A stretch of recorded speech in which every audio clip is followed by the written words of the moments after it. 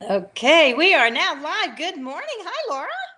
Hi, Delinda. How are you? I am doing great. I'm actually standing up. I'm kind of full of energy this morning. I thought, I'm That's just going to start awesome. standing up so I can use my hands and all that. I know what you mean.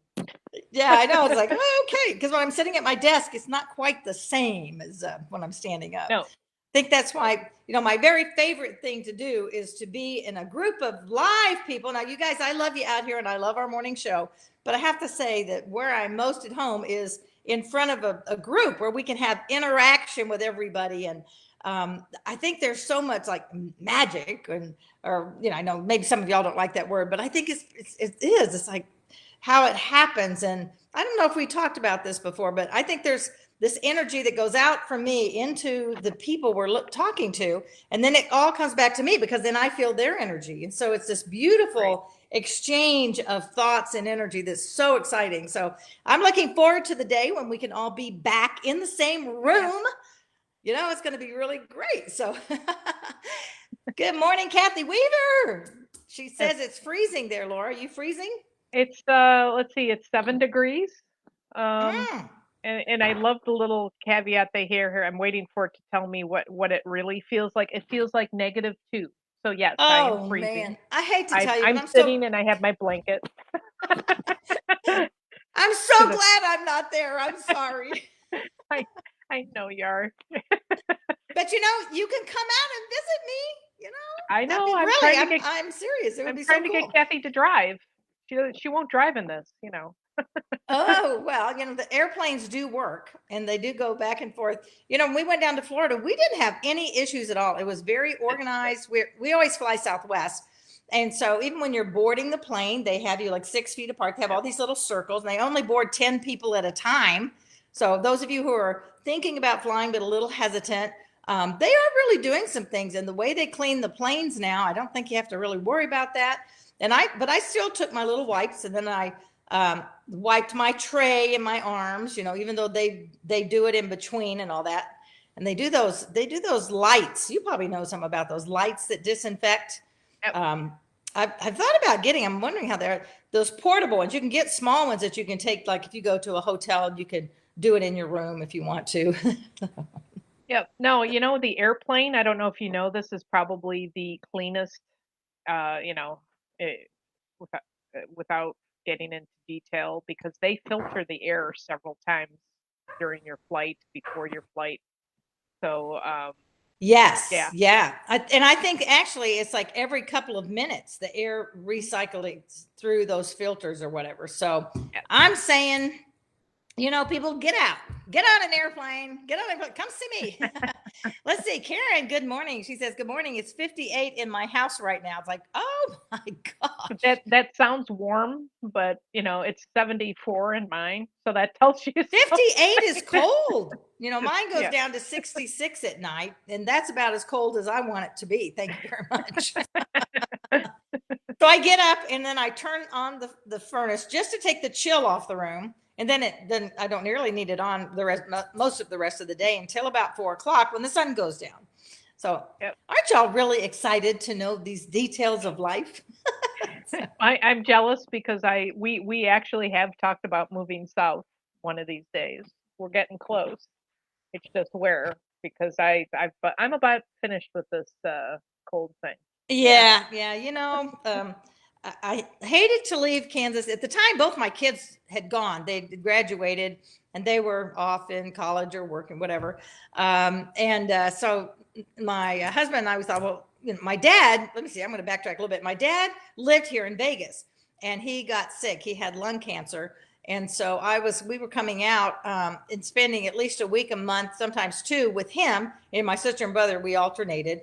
And we'd get here and man, we just loved it. Say, why do we keep going back to Kansas City? Why don't we just move here? And so I will never forget the day my dad had picked me up from the airport and we were having lunch. This was kind of the usual thing because he was really mobile up until the end. That last week he was in the hospital. And so he would pick me up from the airport. And normally we'd go to lunch or breakfast, whatever time it was that I got in. And I remember when I was sitting, I don't think I've told you this story. Have you heard this story? No. I don't think so. Okay. Well, those of you may have heard it, and if you haven't, you're getting to hear it right now. But so we were sitting there and I always have my tea, and he would have his coffee. And I said, "Well, Dad, I have something to tell you." And he's just listening. And I said, Bill and I've decided to put the house up for sale and move out here. And the expression on his face was so beautiful. It's like I could still just see it. Such joy that we would actually move here to be with him, or just to be, out here. And anyway, he had moved, he had purchased, he rented for 20 years or so. In the last 2 years of his life, he didn't know they were going to be the last 2 years of his life, of course. Right. But he decided to take a chance and buy a condo in Summerlin. And at that time, Summerlin was just beginning to grow up. And Summerlin here is like Leawood in Kansas City. Okay, so just was a nice area. And anyway, it's beautiful. We love it out here. And so he got this condo, and he was just so happy he owned something after 25 years or whatever. So anyway, it was just a beautiful thing to share that with him. And even though it didn't happen until after he had passed, it's still just him knowing that was pretty cool. Right. So. Oh yeah. Yeah, definitely. Looks like we have a few comments. Yeah, let's see here. So Karen said that in Katsaha. I'm listening. Yep. Jackie says, pretty sure I last kept my mouth shut in 11th grade. Well, all righty then. So you're getting right into our topic for us. So I love that. So welcome and good morning, Jackie. And not any of you who are watching right now that, I would love for you to you have to do a little link. It'll tell you in order to comment, you have to give permission for them to show your name. So if you do that, that'd be wonderful. Oh, Debbie Miller, good morning. Superior Ladies of Justice Associate. Okay, cool. Welcome we're glad to have you, Debbie. So our topic this morning is to stand up and speak out. Now, there's a whole lot of standing up and speaking out there that is not healthy and it is not good. Okay. And we all know what I'm talking about. If you watch the news at all, you're just seeing some things that are just so hurtful, and they hurt people physically and emotionally, all kinds of ways. But what I'm talking about is standing up for what you believe and the things that are important to you, and without harming anybody else. How can we stand up and speak out and encourage people? How can we do that in love? And that's the whole point. As believers, that's our job is to share the love of Christ. And the only way we do that is not preaching at people and not judging people. It's about standing up and loving people. You've heard the expression, love people into the kingdom. That is what we do, because why would anybody want to be a Christian? Why would they want to even consider it if we're just out there bad mouthing? And, one of the things that's always bothered me about Christians, I don't like to do little, things, but is that I think as Christians, we have the hope of the future. We have the most to be joyful about. I mean, we have Jesus, for Pete's sake. So we should be joyous and happy and loving to everybody around us. But so many Christians that I saw growing up were downcast. And I can't even put on their face, like no joy and no happiness in their face, as if, they have to follow these rules and their life is miserable. Well, who would want to be a Christian, right? I think they've missed the whole point if they're that way. Exactly. I mean, really, Yeah. I think so. And so I think that now, and we have to admit that there's a lot of stuff, you are taking a chance in today's, when I was growing up, being a Christian was normal. I mean, everybody went to church. I mean, truly, probably 90% of people, went to church, and you could say you're a Christian. They said, oh, great, whatever. And there were atheists and other religions, but nobody pressed you down because of it. And there is that going on right now. So I think let's have it. And so I'm going to flow it back over to you, Dr. Laura, because Laura is also a pastor. And I think she may have some ways or things to share with us about how we can, in love and in respect for other people, still be strong and fearless in our beliefs. And now It's yours. Well, as you were talking, I was thinking about I've been in some circles just because of what I do, where there are a lot of people that don't believe in Jesus. They're they're not Christians, that label of Christian. And I had a conversation with this gal this one day about what she didn't like about Christians. And it Uh-huh. was, Christians are judgmental and they're hypocrites.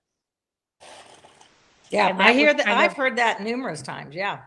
it should be a wake up call to, I call myself a follower of Jesus. The label Christian gets, you get a reaction when you say you're a Christian sometimes. I'm not saying that I'm fearful of saying that I'm a Christian or any of Right. that. But like you said, we are called to love everybody, love your neighbor as yourself, love your enemies, forgive. God's the judge, all of those kinds of things you can, you know, put out there. We do have to take a stand, but to challenge somebody on what they believe and what their opinion is, and to think that by getting in their face or however you're going to do it is going to change their mind, um, you've lost before you've started, in my opinion. Yeah, I think it's, absolutely. like you say, it's easier to love somebody and be an example in the world. And one, you could call it a technique that is real good. If you want to make a point, you can always ask a question and get people to think. Why do you believe that? What made you think that? Why do you, you know, what kind of information do you have for that belief, or however you want to phrase it?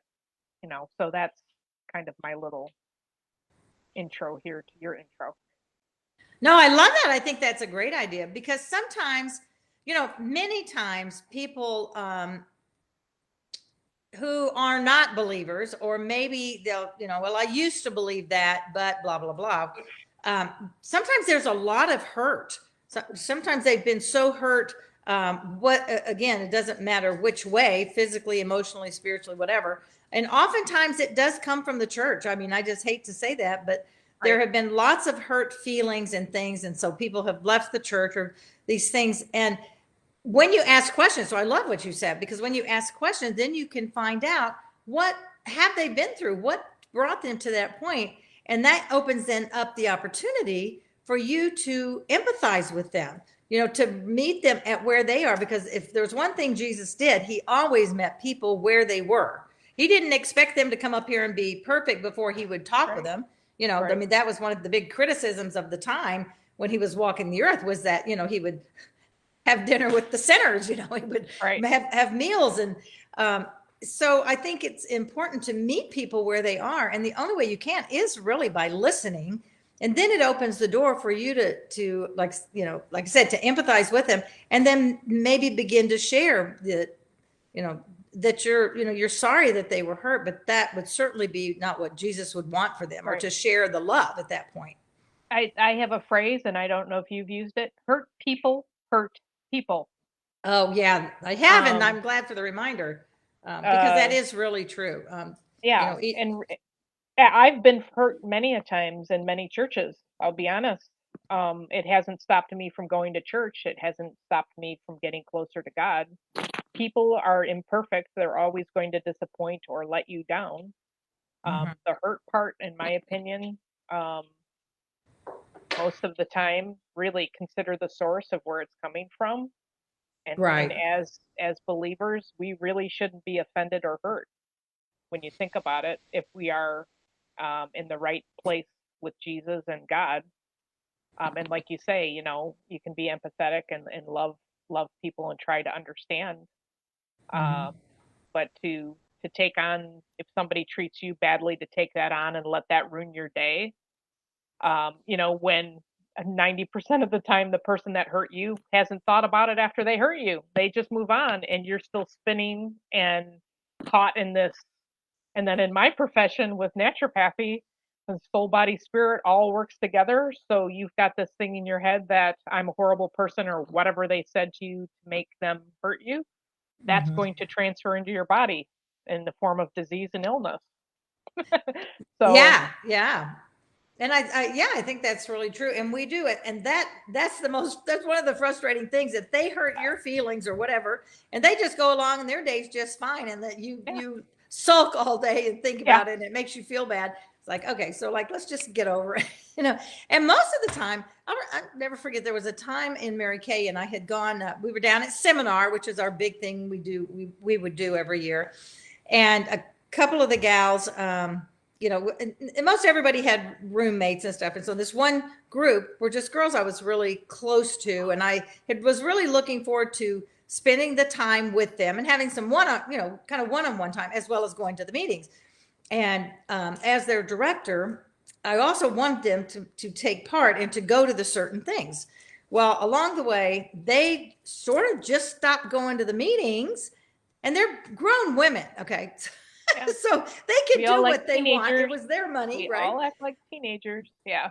Yeah. And but they sort of just went on their own, and I was sort of just left out there. And it really hurt my feelings that they wouldn't. And I hate to even, this all sounds so petty right now while I'm saying it, but at the moment, at that time, Yeah. it did. It hurt my Sometimes feelings we get because caught I in the moment. thought we all were going. There was like 4 of us, and I had other women in my group that were going to things, but this particular group was kind of my core support group. You know what I'm saying? And so I really thought we were going to have that time. And not everybody was from Kansas City. We had a girl from Oklahoma, and a girl from Texas, and then someone from Kansas City. And it bothered me. I mean, for weeks that bothered me that I felt it was so disrespectful to me as their director or whatever. So finally I couldn't stand it. And this is one of the lessons. This has nothing to do with what we're talking about today, but oh well, it's coming out. One of the really good things I learned in Mary Kay was not to just let things fester, but to face them head on. Right. Let's just, because I don't really like confrontation, but I've learned to be really good at it as far as going to the person and just saying it. So I did. I went to them and I said, I just have to tell y'all, this so hurt my feelings and they said, really? Gosh, we didn't mean to. We were just having a good time, and we missed the meeting. And, so they were just having it had nothing to do with me. It had nothing, I'm thinking they don't want to be around me. What's the matter with me? I've been known to have those kind of feelings. Gotten much better at it over the years. It's the story in our heads. I mean, it's our perception, which feeds the story in our heads. Yeah, absolutely. Absolutely. And I had quite a story in mind at that moment. So good morning, Mary Keller and Dana. Good morning. Nice to see you. Let's see. Mary says, my friend was hurt very badly by her last job at a church. So some Christians don't always show love. No. And that is so true. That's true. And so I think that's what should empower us to make sure we don't do that. That we're the ones that's going to love them anyway, that we're going to love. And, no matter how off the wall, and there's a lot of off the wall out there in the world right now. And no matter how off the wall we think somebody's thinking is right now, we can love them. It's like we can choose. We don't have to like the behavior. We might even hate that behavior. Hate's pretty strong, but you can still love the person. And isn't that what Jesus does? He loves us in spite of all of our mistakes, and he forgives us. So forgiveness and love are the 2 main things as Christians, as believers, as followers of Jesus, that we are really called to do. And thinking about so let's talk about what are some little ways. So maybe you are, I kind of can get up on my soapbox and I love speaking. I would love to speak all this out to whole bunches of people. But not everybody's comfortable that way. And I get that most of you are not. Okay.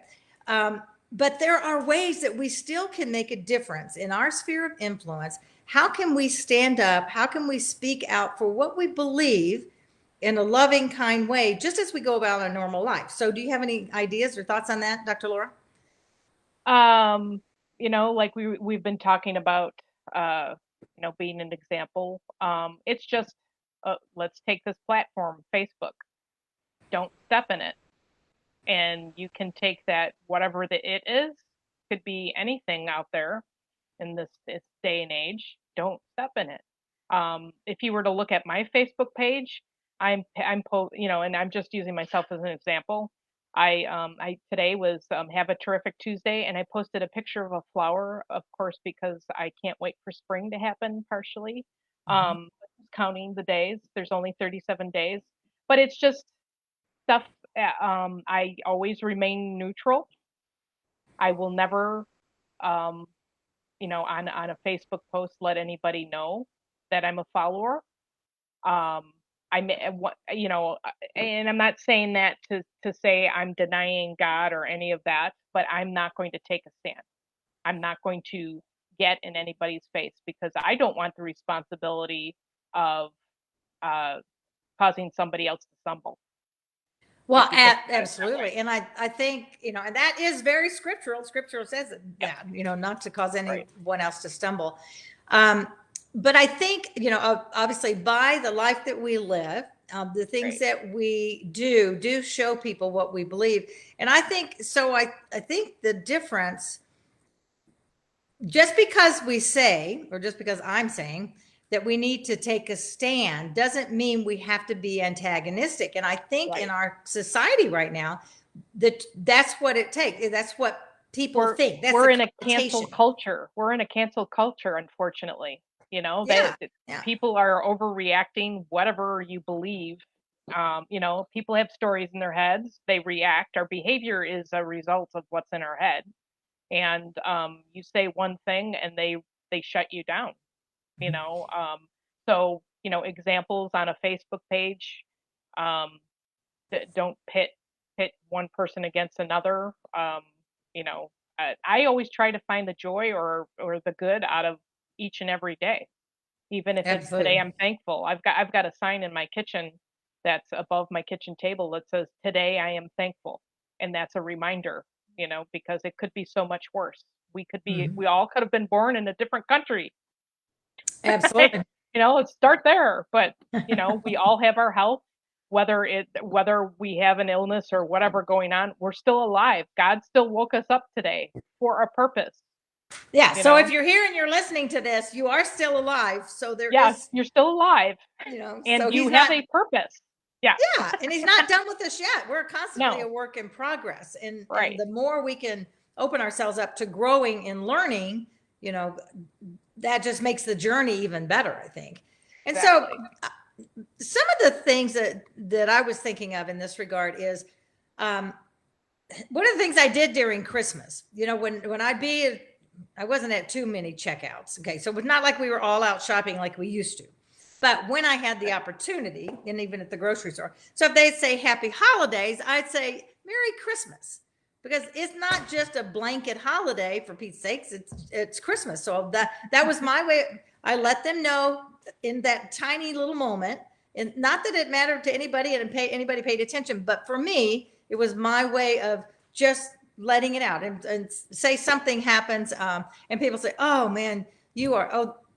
Let's say something great, whatever. Maybe you got a job promotion or whatever, and somebody says to you, "Oh, you're so lucky." It's like, I'm really blessed. God's just opened up great doors for me.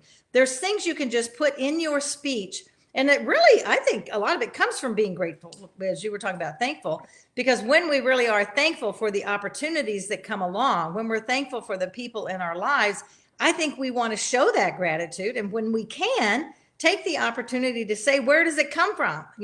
It's not just me because, I'm here on this earth, whatever. It's because, the Lord has decided to bless me, you know, Right. with Right. friendships and opportunities and whatever that is. So think about ways that you can, and we've talked a lot through these last months about just being encouraging to other people, because that is not normal in today's age, just in case y'all don't know that. Just telling somebody they're doing a good job takes you to Oh, a different level than just the average person. one thing I like to do, and I do it on purpose when I'm out and about. And actually, this was actually before the mask thing pandemic.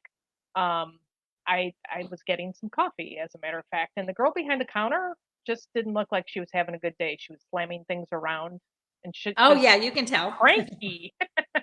And so after I paid, and I was very polite, I said to her, "How are you today?" And she stopped and she looked at me like, "What?"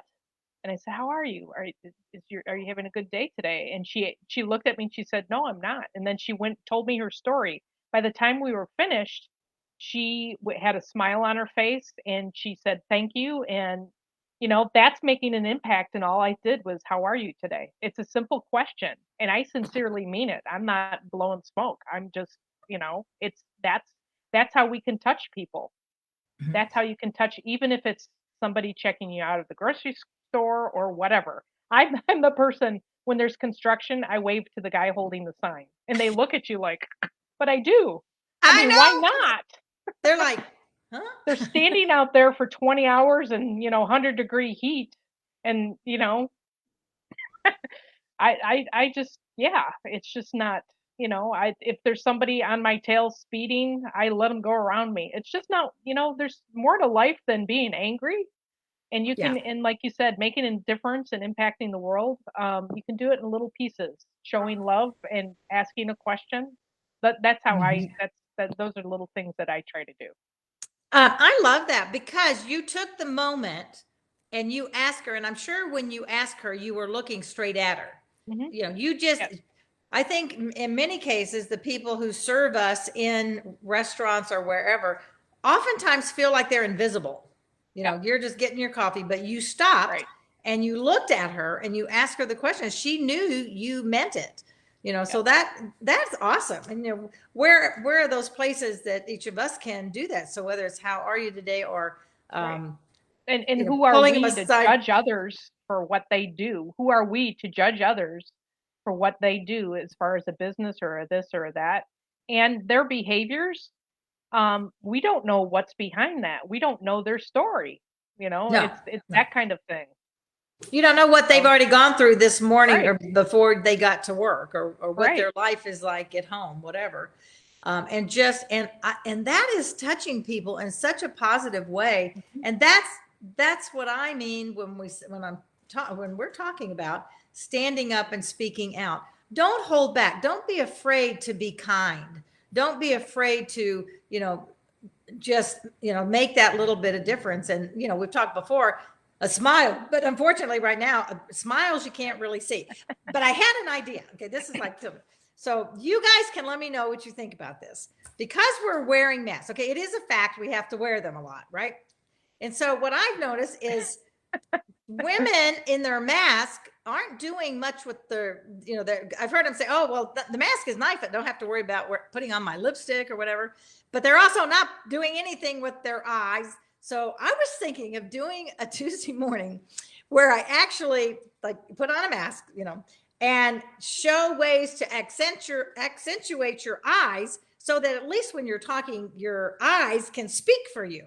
Now, I might just do a little makeup lesson on putting your eye makeup on when you're wearing your mask. So you guys can let me know if you think that'd be a fun thing to do.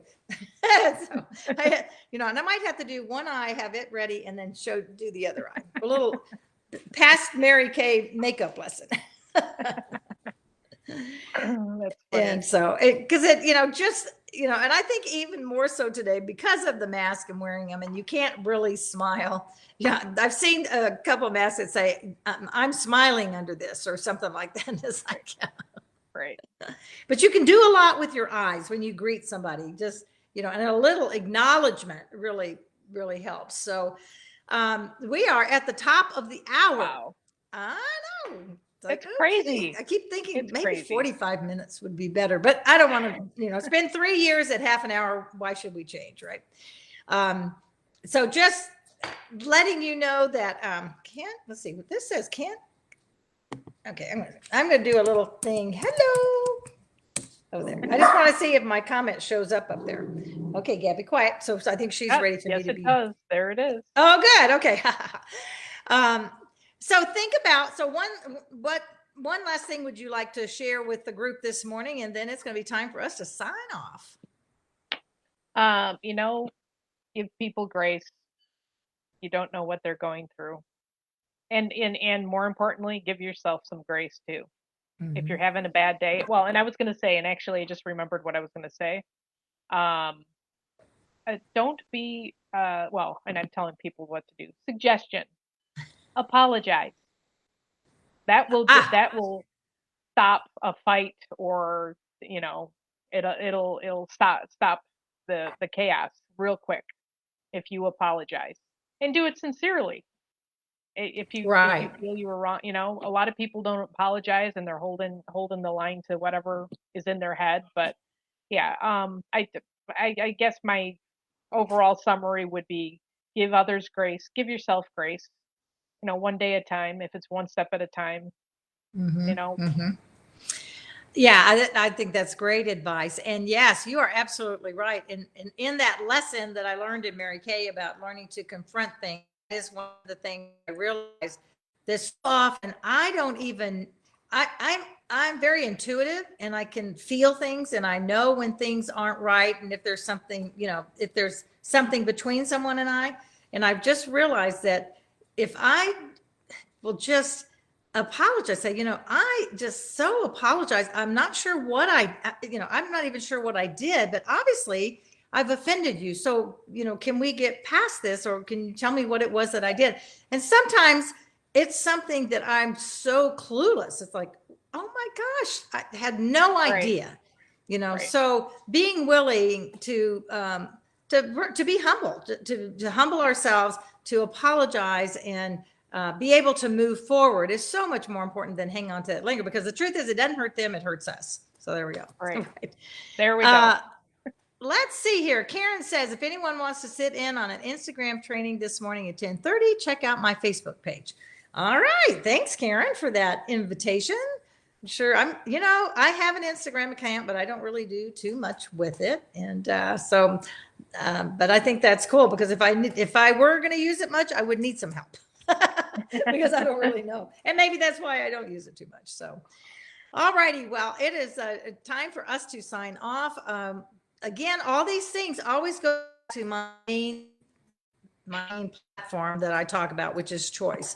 So remember that life is not a matter of chance, it's a matter of choice. You can choose to stand up for what you believe, you can choose to be loving and to spread kindness around the world, because I love the song Jackie DeShannon, I think it is, what the world needs now is love, sweet love.